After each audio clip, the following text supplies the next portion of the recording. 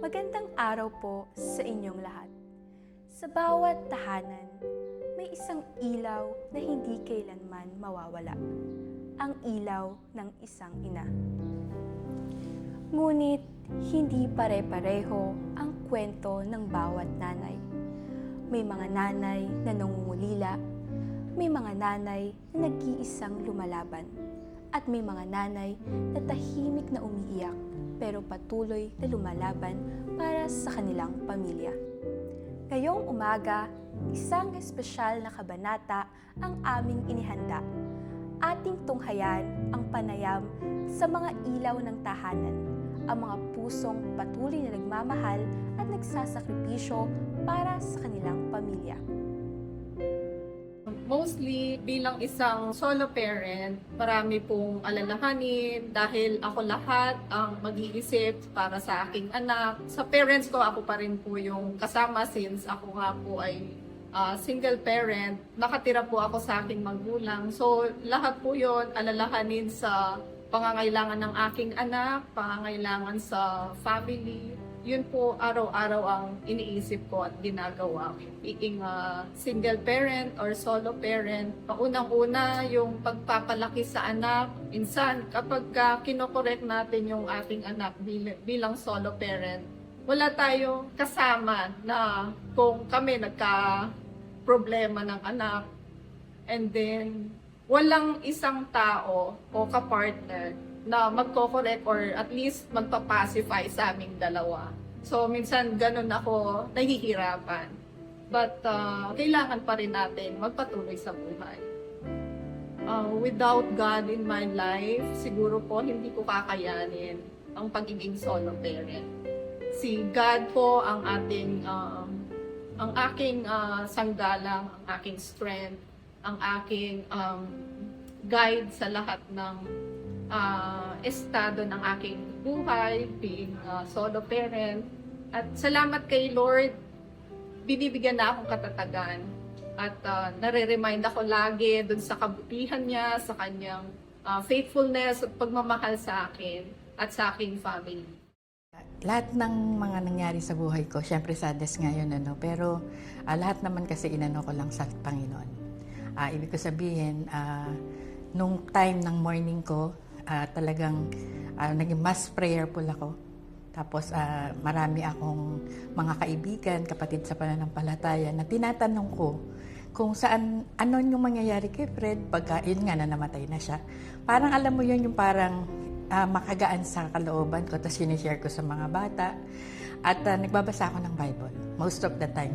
Instead na yung alam mo yung magmukmok, ginagawa ko na busy yung sarili ko. Paano ko hinarap siguro yung personal na relasyon sa Panginoon. Yun yung bigay sa akin ng katatagan para harapin. Ayun po, feeling ko yung mga tao na pinadala niya sa akin, mga kapatiran, na kasi nga pandemic time, bawal pumunta, pero nagbi-video call, tapos tumatawag, nagme-message. Alam ko na way ni Lord yun. Siyempre kasi hindi ko naman siya nakikita physically, pero dama ko na yung mga tao na pinadala niya na yun yung pagpapakita niya sa akin, pagpapadama niya sa akin na, anak, andito lang ako. Parang feeling ko yung growing up ng mga bata. Kasi lahat yung dalawa kong anak lalaki, ang hirap kasi babae ako. Pagka meron silang problem, ganun, parang naiisip ko lagi kung nandito si Fred. Kasi nung buhay pa husband ko, ganun eh. Siya yung nakikipag-usap. Kasi nga lalaki. Nagiging magaan. Kasi nga, lahat kami ay Christian, lahat kami may personal na relasyon sa Panginoon. So, kung gaano man yung mga pinagdadaanan namin, nandoon naman si Lord. Yung strength talaga kay Lord pa din. To be exact, mahirap po. Yung malayo ka sa asawa, di po ba? Actually, mahirap po, although nandyan po yung parents na nakantabay sa'yo. So, kahit wala yung papa nila, napapanatili pa rin yung discipline, yung lumalaki sila na normal, parang ganun po. Saka, syempre, dahil mapagmahal nga. Saka, second child kasi, second apo si Jay actually. Kaya sobrang, tapos babae pa siya, mas malapit siya sa parents, both side. Parang ganun. Lungkot. Syempre, mahirap po lalo na kung wala yung tatay nila, nanganak ako ng walas. wala si June, nanganak pa yung Jaya na panganay namin. So, napakahirap nun kasi nanay ko talaga yung kaantabay ko nung nanganak ako.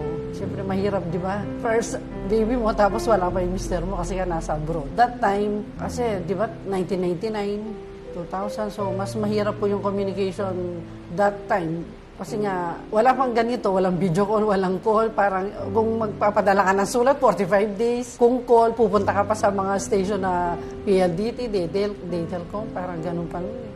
Sobrang hirap po ng communication that time. Gusto kong sabihin, actually proud ako sa mga anak ko ngayon. No?